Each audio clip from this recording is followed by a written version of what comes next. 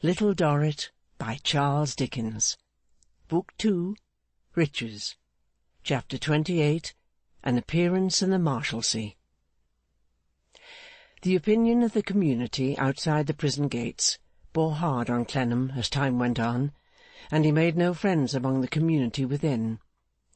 Too depressed to associate with the herd in the yard, who got together to forget their cares, too retiring and too unhappy to join in the poor socialities of the tavern, he kept his own room and was held in distrust. Some said he was proud, some objected that he was sullen and reserved, some were contemptuous of him, for that he was a poor-spirited dog who pined under his debts. The whole population were shy of him on these various counts of indictment, but especially the last, which involved a species of domestic treason, and he soon became so confirmed in his seclusion that his only time for walking up and down was when the evening club were assembled at their songs and toasts and sentiments, and when the yard was nearly left to the women and children. Imprisonment began to tell upon him. He knew that he idled and moped.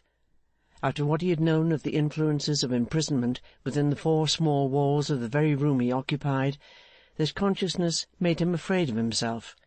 Shrinking from the observation of other men, and shrinking from his own, he began to change very sensibly. Anybody might see that the shadow of the wall was dark upon him. One day, when he might have been some 10 or 12 weeks in jail, and when he had been trying to read, and had not been able to release even the imaginary people of the book from the Marshalsea, a footstep stopped at his door, and a hand tapped at it. He arose and opened it, and an agreeable voice accosted him with, "How do you do, Mr. Clennam? I hope I'm not unwelcome in calling to see you." It was the sprightly young Barnacle Ferdinand. He looked very good-natured and prepossessing, though overpoweringly gay and free, in contrast with the squalid prison. "You're surprised to see me, Mr. Clennam," he said, taking the seat which Clennam offered him. "I must confess to being much surprised." "Not disagreeably, I hope?" "By no means." "Thank you. Frankly," said the engaging young Barnacle, "I've been excessively sorry to hear that you were under the necessity of temporary retirement here, and I hope, of course as between 2 private gentlemen, that our place has had nothing to do with it." "Your office?" "Our circumlocution place." "I cannot charge any part of my reverses upon that remarkable establishment." "Upon my life," said the vivacious young Barnacle, "I am heartily glad to know it. It is quite a relief to me to hear you say it. I should have so exceedingly regretted our place having had anything to do with your difficulties." Clennam again assured him that he absolved it of the responsibility. "That's right," said Ferdinand. "I am very happy to hear it. I was rather afraid in my own mind that we might have helped to floor you, because there is no doubt that it is our misfortune to do that kind of thing now and then. We don't want to do it, but if men will be gravelled, why, we can't help it." "Without giving an unqualified assent to what you say," returned Arthur gloomily, "I am much obliged to you for your interest in me." "No, but really, our place is," said the easy young Barnacle, "the most inoffensive place possible. You'll say we are a humbug. I won't say we are not. But all that sort of thing is intended to be, and must be. Don't you see?" "I do not," said Clennam. "You don't regard it from the right point of view. It is the point of view that it is the essential thing. Regard our place from the point of view that we only ask you to leave us alone, and we are as capital a department as you'll find anywhere." "Is your place there to be left alone?" asked Clennam. "You exactly hit it," returned Ferdinand. "It is there with the express intention that everything shall be left alone. That is what it means. That is what it's for. No doubt there's a certain form to be kept up, that it's for something else, but it's only a form. Why, good heaven, we are nothing but forms. Think what a lot of our forms you have gone through, and you have never got any nearer to an end." "Never," said Clennam. "Look at it from the right point of view, and there you have us, official and effectual. It's like a limited game of cricket. A field of outsiders are always going in to bowl at the public service, and we block the balls. Clennam asked what became of the bowlers. The airy young Barnacle replied that they grew tired, got dead beat, got lamed, got their backs broken, died off, gave it up, went in for other games. And this occasions me to congratulate myself again, he pursued, on the circumstance that our place has had nothing to do with your temporary retirement. It very easily might have had a hand in it, because it is undeniable that we are sometimes a most unlucky place in our effects upon people who will not leave us alone. Mr. Clennam, I am quite unreserved with you. As between yourself and myself, I know I may be. I was so when I first saw you making the mistake of not leaving us alone, because I perceived that you were inexperienced and sanguine, and had, I hope you'll not object to my saying, some simplicity. Not at all. Some simplicity.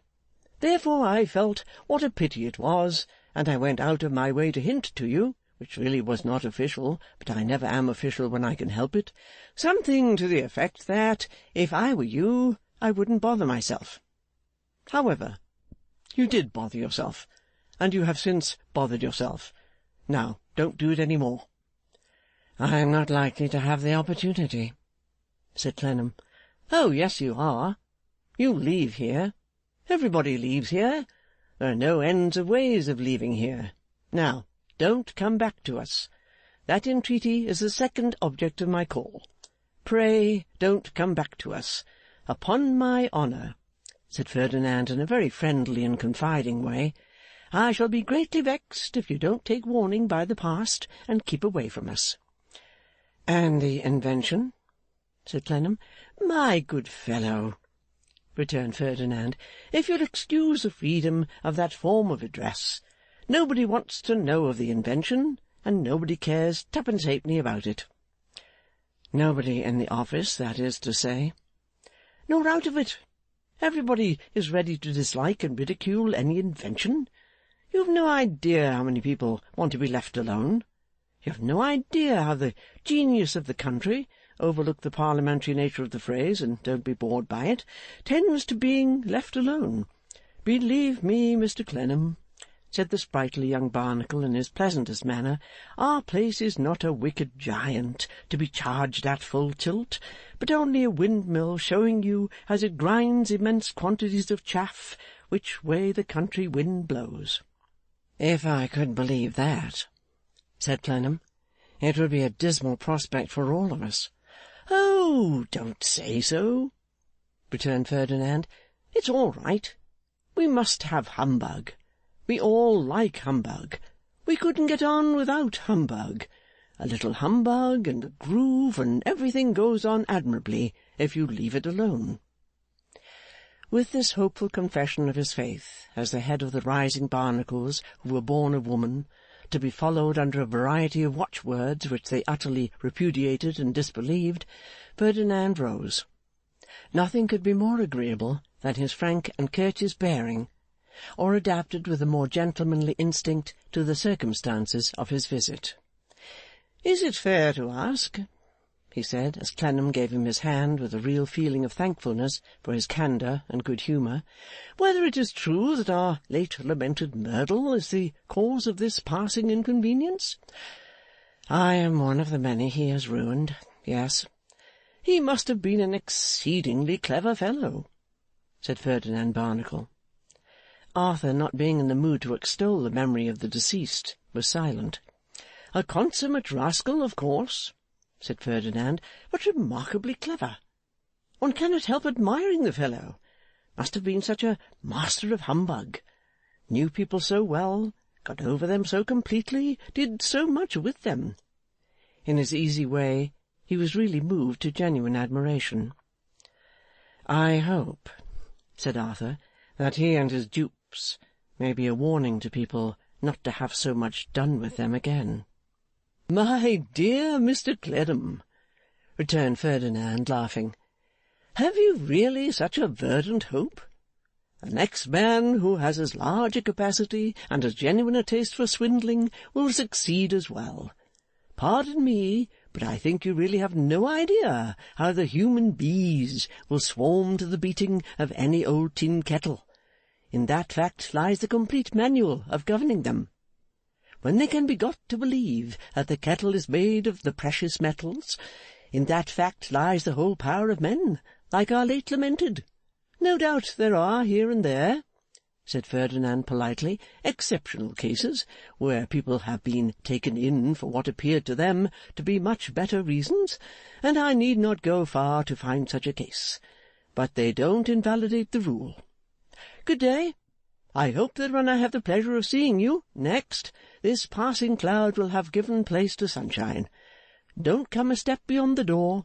I know the way out perfectly. Good day.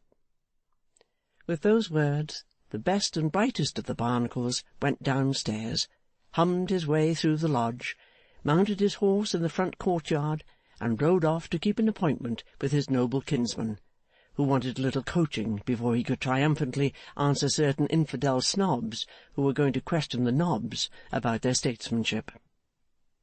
He must have passed Mr. Rugg on his way out, for a minute or two afterwards that ruddy-headed gentleman shone in at the door like an elderly Phoebus.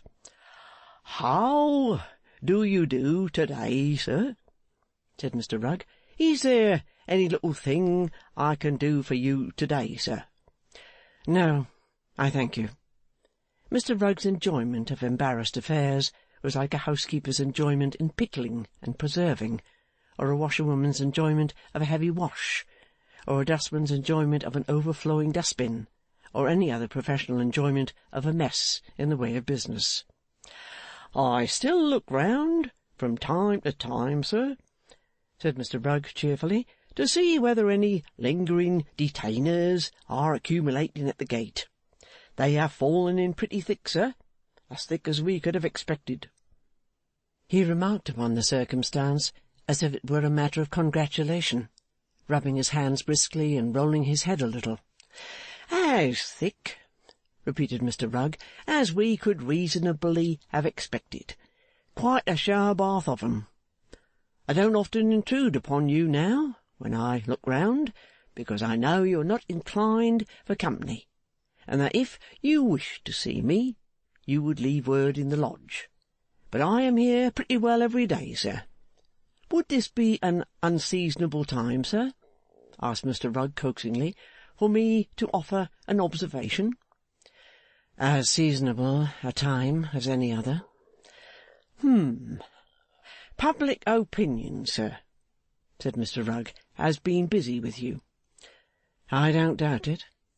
"Might it not be advisable, sir," said Mr. Rugg, more coaxingly yet, "now to make, at last and after all, a trifling concession to public opinion? We all do it in one way or another. The fact is, we must do it." "I cannot set myself right with it, Mr. Rugg, and have no business to expect that I ever shall." "Don't say that, sir. Don't say that. The cost of being moved to the bench is almost insignificant, and if the general feeling is strong that you ought to be there, why, really—" "I thought you had settled, Mr. Rugg," said Arthur, "that my determination to remain here was a matter of taste." "Well, sir, well. But is it good taste? Is it good taste? That's the question." Mr. Rugg was so soothingly persuasive as to be quite pathetic. "I was almost going to say, is it good feeling? This is an extensive affair of yours, and your remaining here, where a man can come for £1 or £2, is remarked upon as not in keeping. It is not in keeping. I can't tell you, sir, in how many quarters I heard it mentioned. I heard comments made upon it last night in a parlour, frequented by what I should call, if I did not look in there now and then myself, the best legal company. I heard there comments on it that I was sorry to hear. They hurt me on your account. Again, only this morning at breakfast, My daughter, but a woman you'll say, yet still with a feeling for these things, and even with some little personal experience, as the plaintiff in Rugg and Borkins, was expressing her great surprise. Now, under these circumstances, and considering that none of us can quite set ourselves above public opinion, wouldn't a trifling concession to that opinion be— Come, sir, said Rugg, I will put it on the lowest ground of argument, and say amiable? Arthur's thoughts had once more wandered away to Little Dorrit, and the question remained unanswered. As to myself, sir, said Mr. Rugg, hoping that his eloquence had reduced him to a state of indecision, it is a principle of mine not to consider myself when a client's inclinations are in the scale. But, knowing your considerate character and general wish to oblige, I will repeat that I should prefer your being in the bench. Your case has made a noise. It is a creditable case to be professionally concerned in. I should feel on a better standing with my connection if you went to the bench. Don't let that influence you, sir. I merely state the fact. So errant had the prisoner's attention already grown in solitude and dejection, and so accustomed had it become to commune with only one silent figure within the ever-frowning walls, that Clennam had to shake off a kind of stupor before he could look at Mr. Rugg, recall the thread of his talk, and hurriedly say, I am unchanged and unchangeable in my decision. Pray let it be, let it be. Mr. Rugg, without concealing that he was nettled and mortified, replied, Oh, beyond a doubt, sir. I have travelled out of the record, sir, I'm aware, in putting the point to you. But really, when I heard it remarked in several companies, and in very good company, that however worthy of a foreigner, he is not worthy of the spirit of an Englishman to remain in the Marshalsea, when the glorious liberties of his island home admit of his removal to the bench, I thought I would depart from the narrow professional line marked out to me, and mention it. Personally, said Mr. Rugg, I have no opinion on the topic. That's well, returned Arthur. Oh, none at all, sir, said Mr. Rugg. If I had, I should have been unwilling, some minutes ago, to see a client of mine visited in this place by a gentleman of a high family riding a saddle-horse, but it was not my business.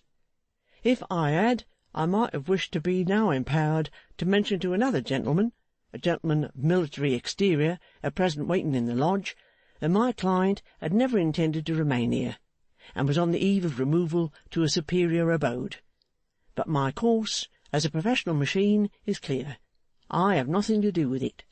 Is it your good pleasure to see the gentleman, sir? Who is waiting to see me, did you say?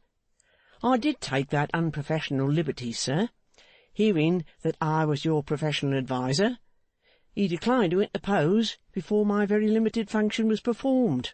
Happily, said Mr. Rugg with sarcasm, I did not so far travel out of the record as to ask the gentleman for his name. I suppose I have no resource but to see him, sighed Clennam wearily. Then it is your good pleasure, sir, retorted Rugg. Am I honoured by your instructions to mention as much to the gentleman as I pass out? I am. Thank you, sir. I take my leave. His leave he took accordingly in dudgeon. The gentleman of military exterior had so imperfectly awakened Clennam's curiosity, in the existing state of his mind, that a half-forgetfulness of such a visitor's having been referred to was already creeping over it as a part of the sombre veil which almost always dimmed it now, when a heavy footstep on the stairs aroused him. It appeared to ascend them, not very promptly or spontaneously, yet with a display of stride and clatter meant to be insulting. As it paused for a moment on the landing outside his door, he could not recall his association with the peculiarity of its sound, though he thought he had one. Only a moment was given him for consideration. His door was immediately swung open by a thump, and in the doorway stood the missing Blandois, the cause of many anxieties. "Salve, fellow Gilbert," said he. You want me, it seems. Here I am.' Before Arthur could speak to him in his indignant wonder, Cavalletto followed him into the room. Mr Pancks followed Cavalletto. Neither of the two had been there since its present occupant had had possession of it. Mr Pancks, breathing hard, sidled near the window, put his hat on the ground, stirred his hair up with both hands, and folded his arms, like a man who had come to a pause in a hard day's work. Mr Baptist, never taking his eyes from his dreaded chum of old, softly sat down on the floor with his back against the door, and one of his ankles in each hand, resuming the attitude, except that it was now expressive of unwinking watchfulness, in which he had sat before the same man in the deeper shade of another prison, one hot morning at Marseilles. 'I have on the witnessing of these two madmen,' said Monsieur Blandois, otherwise Lanière, otherwise Rigaud, 'that you want me, brother Bird. Here I am.' Glancing round contemptuously at the bedstead, which was turned up by day, he leaned his back against it as a resting-place, without removing his hat from his head, and stood defiantly lounging with his hands in his pockets. 'You villain of ill omen,' said Arthur, 'you have purposely cast a dreadful suspicion upon my mother's house. Why have you done it? What prompted you to the devilish invention?' Monsieur Rigaud, after frowning at him for a moment, laughed. 'Here is noble gentleman. Listen, all the world, to this creature of virtue. But take care, take care. It is possible, my friend, that your ardour is a little compromising. Holy blue, it is possible.' 'Signore,' interposed Cavalletto, also addressing Arthur, 'for to commence, hear me. I received your instructions to find him. Rigaud, is it not?' 'It is the truth.' 'I go, consequentimentally.' It would have given Mrs Plornish great concern if she could have been persuaded that his occasional lengthening of an adverb in this way was the chief fault of his English. 'First, among my countrymen, I ask them what news in Londres of foreigners arrived. Then I go among the French. Then I go among the Germans. They all tell me. The great part of us know well the other, and they all tell me. But no person can tell me nothing of him, Rigaud, 15 times,' said Cavalletto, thrice throwing out his left hand with all its fingers spread, and doing it so rapidly that the sense of sight could hardly follow the action. 'I ask of him in every place where go the foreigners, and 15 times,' repeating the same swift performance, 'they know nothing, but—' At this significant Italian rest on the word 'but', his back-handed shake of his right forefinger came into play, a very little and very cautiously. 'But after a long time, when I have not been able to find that he is here in Londres, some one tells me of a soldier with white hair. Not hair like this that he carries, white, who lives retired secrementally in a certain place, but,' with another rest upon the word, 'who sometimes in the after-dinner walks and smokes. It is necessary, as they say in Italy, and as they know, poor people, to have patience. I have patience. I ask, where is this certain place? One believes it is here, one believes it is there. Well, it is not here, it is not there. I wait patiently, mentally. At last I find it. Then I watch. Then I hide until he walks and smokes. He is a soldier with grey hair, but—' A very decided rest indeed, and a very vigorous play from side to side of the back-handed forefinger. 'He is also this man that you see.' It was noticeable that, in his old habit of submission to one who had been at the trouble of asserting superiority over him, he even then bestowed upon Rigaud a confused bend of his head, after thus pointing him out. 'Well, signore,' he cried in conclusion, addressing Arthur again, 'I wait for a good opportunity. I writed some words to Signor Panco.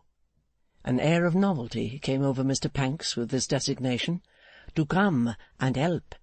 I showed him Rigor at his window to Signor Panco, who was often the spy in the day. I slept at night near the door of the house. At last we entered, only this today, and now you see him. As he would not come up in presence of the illustrious advocate," such was Mr Baptist's honourable mention of Mr Rugg, "we waited down below there together, and Signor Panco guarded the street." At the close of this recital, Arthur turned his eyes upon the impudent and wicked face. As it met his, the nose came down over the moustache, and the moustache went up under the nose. When nose and moustache had settled into their places again, Monsieur Rigaud loudly snapped his fingers half a dozen times, bending forward to jerk the snaps at Arthur, as if they were palpable missiles which he jerked into his face. "Now, philosopher," said Rigaud, "what do you want with me?" "I want to know," returned Arthur, without disguising his abhorrence, "how you dare direct a suspicion of murder against my mother's house." "Dare!" cried Rigaud. "Ho, ho, ho, ho! Hear him! Dare!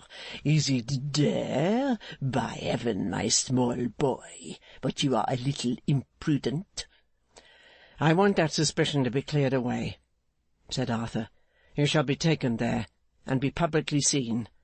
I want to know, moreover, what business you had there when I had a burning desire to fling you downstairs. Don't frown at me, man. I've seen enough of you to know that you are a bully and a coward. I need no revival of my spirits from the effects of this wretched place to tell you so plain a fact, and one that you know so well."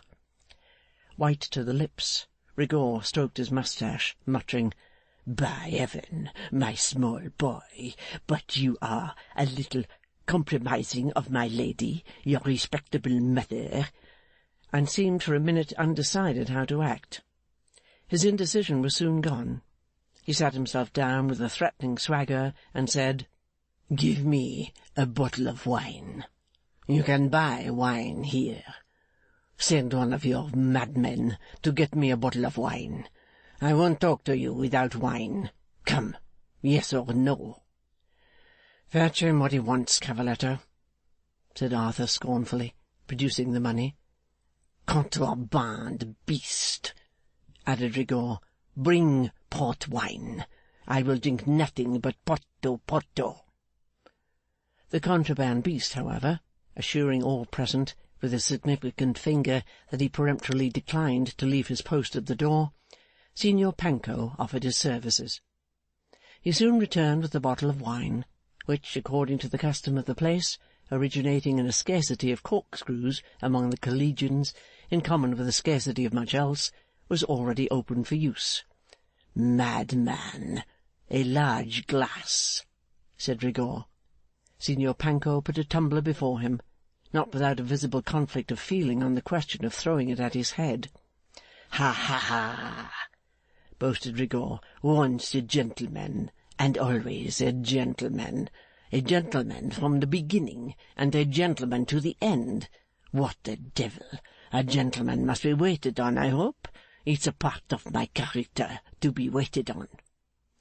He half filled the tumbler as he said it, and drank off the contents, when he had done saying it. "Ha!" smacking his lips. "Not a very old prisoner, that. I judge by your looks, brave sir, that imprisonment will subdue your blood much sooner than it softens this hot wine. You are mellowing, losing body and colour already. I salute you." He tossed off another glass, holding it up, both before and afterwards, so as to display his small white hand. "To business," he then continued, "to conversation. You have shown yourself more free of speech than body, sir." "I have used the freedom of telling you what you know yourself to be. You know yourself, as we all know you, to be far worse than that." "Add always a gentleman, and it's no matter. Except in that regard we are all alike. For example, you couldn't for your life be a gentleman. I couldn't for my life be otherwise.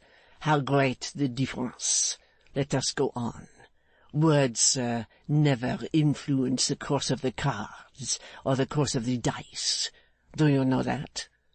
You do? I also play a game, and words are without power over it.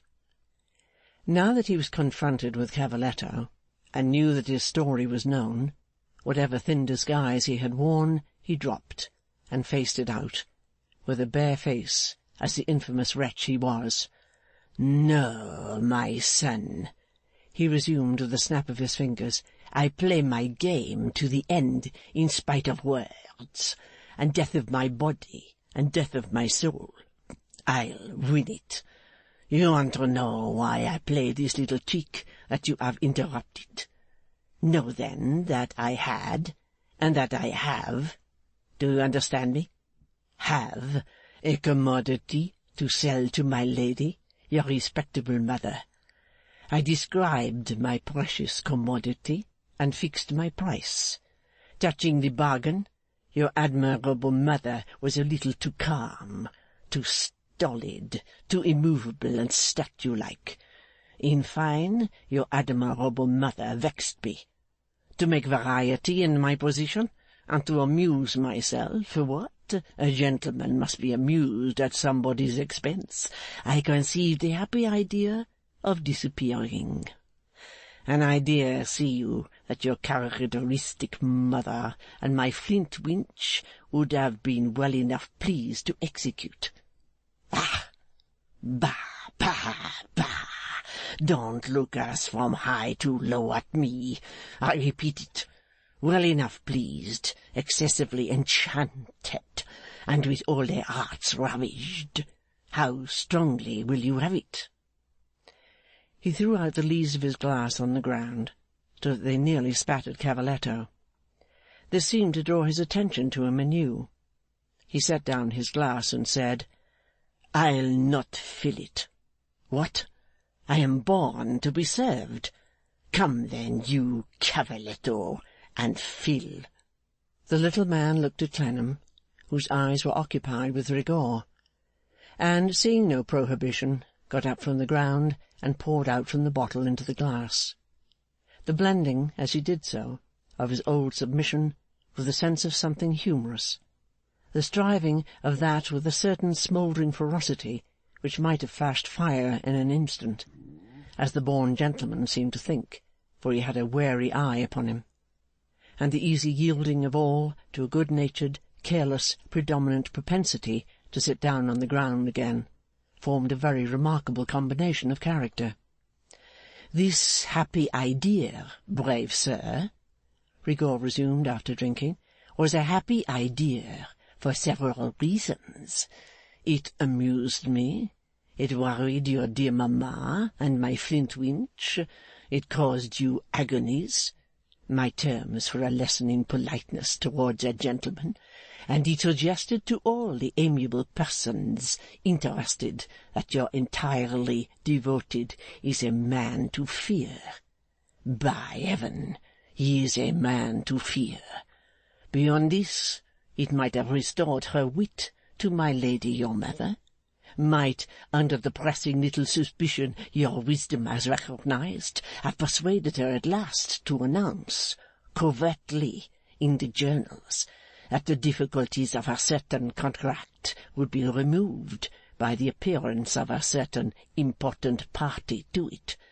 Perhaps yes, perhaps no, but that you have interrupted. Now, what is it you say? What is it you want? Never had Clennam felt more acutely that he was a prisoner in bonds than when he saw this man before him and could not accompany him to his mother's house. All the undiscernible difficulties and dangers he had ever feared were closing in, when he could not stir hand or foot. Perhaps, my friend, philosopher, man of virtue, imbecile, what you will, perhaps, said Rigor, pausing in his drink to look out of his glass with his horrible smile. You would have done better to leave me alone.' 'No. At least,' said Clennam, 'you are known to be alive and unharmed. At least you cannot escape from these two witnesses, and they can produce you before any public authorities or before hundreds of people.' 'But will not produce me before one,' said Rigaud, snapping his fingers again with an air of triumphant menace. 'To the devil with your witnesses! To the devil with your produced! To the devil with yourself! What, do I know what I know for that? Have I my commodity on sale for that? Ha ha ha! Poor debtor!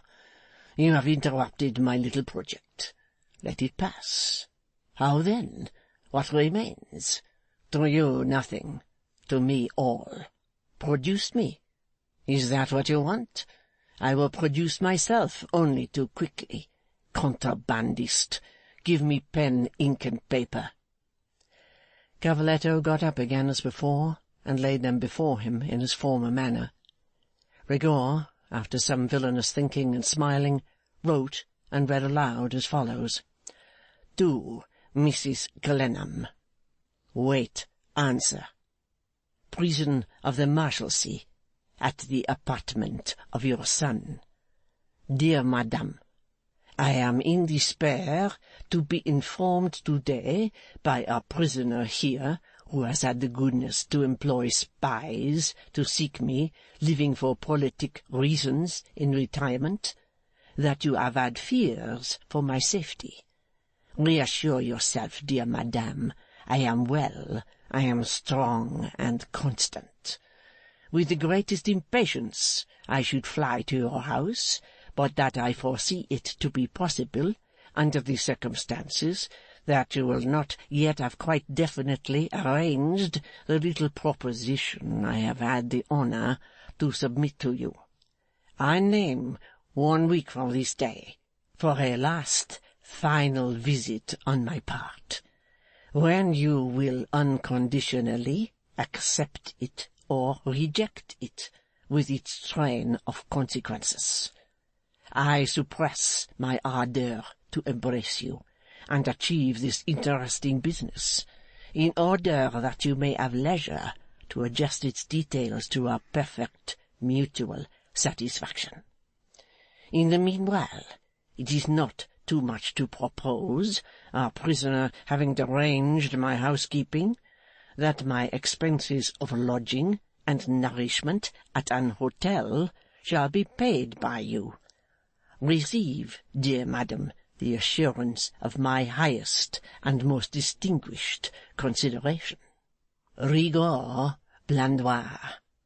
1,000 friendships to that dear Flintwinch. I kiss the hands of Madam F. When he had finished this epistle, Rigaud folded it and tossed it with a flourish at Clennam's feet. Hola, you! Apropos of producing, let somebody produce that at its address, and produce the answer here. Cavalletto, said Arthur, will you take this fellow's letter? But Cavalletto's significant finger, again expressing that his post was at the door to keep watch over Rigaud, now he had found him with so much trouble, and that the duty of his post was to sit on the floor, backed up by the door, looking at Rigaud and holding his own ankles, Signor Panco once more volunteered. His services being accepted, Cavalletto suffered the door to open barely wide enough to admit of his squeezing himself out, and immediately shut it on him. Touch me with a finger, touch me with an epithet, question my superiority as I sit here drinking my wine at my pleasure, said Rigaud, and I follow the letter and cancel my week's grace. You wanted me? You have got me. How do you like me? You know, returned Clennam with a bitter sense of his helplessness, that when I sought you, I was not a prisoner. To the devil with you and your prison, retorted Rigaud, leisurely, as he took from his pocket a case containing the materials for making cigarettes, and employed his facile hands in folding a few for present use. I care for neither of you. contrabandist. A light. Again Cavaletto got up, and gave him what he wanted. There had been something dreadful in the noiseless skill of his cold white hands, with the fingers lithely twisting about and twining one over another like serpents. Clennam could not prevent himself from shuddering inwardly, as if he had been looking on at a nest of those creatures. "Hola, pig!" cried Rigor, with a noisy stimulating cry, as if Cavaletto were an Italian horse or mule. "What? The infernal old jail was a respectable one to this. There was dignity in the bars and stones of that place. It was a prison for men. But this? Bah! A hospital for imbeciles." He smoked his cigarette out, with his ugly smile so fixed upon his face that he looked as though he were smoking with his drooping beak of a nose, rather than with his mouth, like a fancy in a weird picture. When he had lighted a second cigarette at the still burning end of the first, he said to Clennam, "One must pass the time in a madman's absence. One must talk. One can't drink strong wine all day long, or I would have another bottle. She is handsome, sir, though not exactly to my taste. Still, by the thunder and lightning, handsome. I felicitate you on your admiration." "I neither know nor ask," said Clennam, "of whom you speak." "Della bella Gowana, sir, as they say in Italy. Of the gown, the fair gown." "Of whose husband you were the follower, I think?" "Sir, follower? You are insolent. The friend." "Do you sell all your friends?" Rigor took his cigarette from his mouth, and eyed him with a momentary revelation of surprise, but he put it between his lips again, as he answered with coolness, "I sell anything that commands a price. How do your lawyers live? Your politicians, your intriguers, your men of the exchange? How do you live? How do you come here? Have you sold no friend? Lady of mine, I rather think yes." Clennam turned away from him towards the window, and sat looking out at the wall. "Effectively, sir," said Rigor, "society sells itself, and sells me, and I sell society. I perceive you have acquaintance with another lady, also handsome, a strong spirit. Let us see. How do they call her? Wade?" He received no answer, but could easily discern that he had hit the mark. "Yes," he went on, "that handsome lady and strong spirit addresses me in the street. I am not insensible. I respond. That handsome lady and strong spirit does me the favour to remark, in full confidence, I have my curiosity, and I have my chagrins. You are not more than ordinarily honourable, perhaps. I announce myself, Madame, a gentleman from the birth, and a gentleman to the death, but not more than ordinarily honourable. I despise such a weak fancy. Thereupon she is pleased to compliment. The difference between you and the rest is, she answers, that you say so. For she knows society. I accept her congratulations with gallantry and politeness. Politeness and little gallantries are inseparable from my character. She then makes a proposition which has in effect that she has seen us much together, that it appears to her that I am, for the passing time, the cat of the house, the friend of the family, that her curiosity and her chagrins awaken the fancy to be acquainted with their movements, to know the manner of their life, how the fair Gowana is beloved, how the fair Gowana is cherished, and so on. She is not rich, but offers such and such little recompenses for the little cares and derangements of such services, and I graciously, to do everything graciously is a part of my character, consent to accept them. Oh yes, so goes the world. It is the mode." Though Clennam's back was turned while he spoke, and thenceforth to the end of the interview, he kept those glittering eyes of his that were too near together upon him, and evidently saw in the very carriage of the head, as he passed with his braggart recklessness from clause to clause of what he said, that he was saying nothing which Clennam did not already know. "Whew! The fair Gowanna," he said, lighting a third cigarette with a sound as if his lightest breath could blow her away. "Charming, but imprudent. For it was not well of the fair Gowanna to make mysteries of letters from old lovers in her bedchamber on the mountain, that her husband might not see them. No, no, that was not well. Hoo-hoo-hoo! The Gowanna was mistaken there." "I earnestly hope," cried Arthur aloud, "that Pancks may not be long gone, for this man's presence pollutes the room." "Ah, but he'll flourish here and everywhere," said Rigaud, with an exulting look and snap of his fingers. "He always has. He always will." Stretching his body out on the only 3 chairs in the room besides that on which Clennam sat, he sang, smiting himself on the breast, as the gallant personage of the song. "Who passes by these roads so late, compagnon de la Majolaine? Who passes by these roads so late, always gay?" Sing the refrain, pig. You could sing it once in another jail. Sing it, or by every saint who was stoned to death I'll be affronted and compromising, and then some people who are not dead yet had better have been stoned along with them. Of all the king's knights 'tis the flower, compagnon de la Majolaine.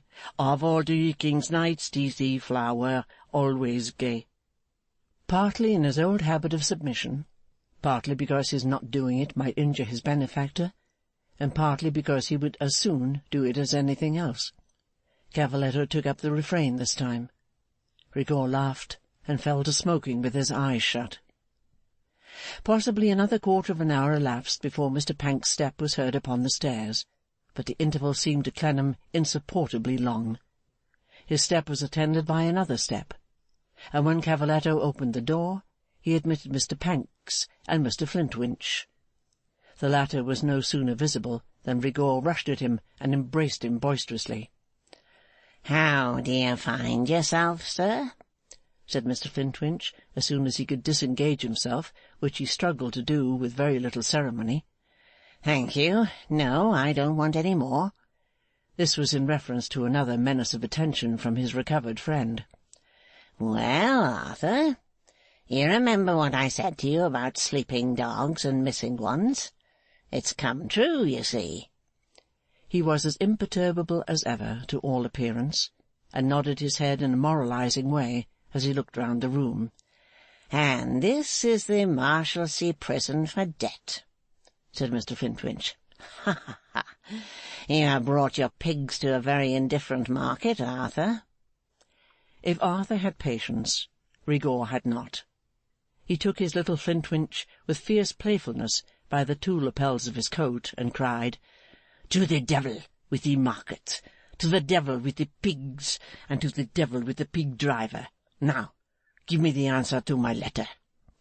"If you can make it convenient to let go a moment, sir," returned Mr Flintwinch, "I'll first hand Mr Arthur a little note that I have for him." He did so. It was in his mother's maimed writing on a slip of paper, and contained only these words: "I hope it is enough that you have ruined yourself. Rest contented without more ruin. Jeremiah Flintwinch is my messenger and representative.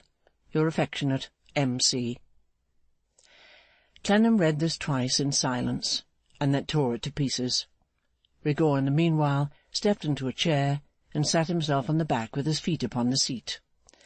"Now, Beau Flintwinch," he said when he had closely watched the note to its destruction, "the answer to my letter." "Mrs Clennam did not write, Mr Blandois, her hands being cramped, and she thinking it as well to send it verbally by me. Mr Flintwinch screwed this out of himself unwillingly and rustily. She sends her compliments, and says she doesn't on the whole wish to term you unreasonable, and that she agrees, but without prejudicing the appointment that stands for this day week. Monsieur Rigaud, after indulging in a fit of laughter, descended from his throne, saying, "Good. I go to seek an hotel." But there his eyes encountered Cavaletto, who was still at his post. "Come, pig," he added, "I have had you for a follower against my will. Now I'll have you against yours. I tell you, my little reptiles, I am born to be served. I demand the service of this contrabandist as my domestic until this day week." In answer to Cavaletto's look of inquiry, Clennam made him a sign to go, but he added aloud, "Unless you are afraid of him." Cavaletto replied with a very emphatic finger negative. "No, master, I am not afraid of him. When I no more keep it secret mentally, that he was once my comrade." Rigaud took no notice of either remark until he had lighted his last cigarette and was quite ready for walking. "Afraid of him?" he said then, looking round upon them all. "Whew! My children, my babies, my little dolls, you are all afraid of him. You give him his bottle of wine here. You give him meat, drink, and lodging there. You dare not touch him with a finger or an epithet. No, it is his character to triumph. Whoof! All the king's knights is the flower, and is always gay." With this adaptation of the refrain to himself, he stalked out of the room, closely followed by Cavaletto, whom perhaps he had pressed into his service because he tolerably well knew it would not be easy to get rid of him. Mr Flintwinch, after scraping his chin, and looking about with caustic disparagement at the pig-market, nodded to Arthur and followed. Mr Pancks, still penitent and depressed, followed too. After receiving with great attention a secret word or two of instructions from Arthur, and whispering back that he would see this affair out and stand by it to the end, the prisoner, with the feeling that he was more despised, more scorned and repudiated, more helpless, altogether more miserable and fallen than before, was left alone again. End of Book 2, Chapter 28.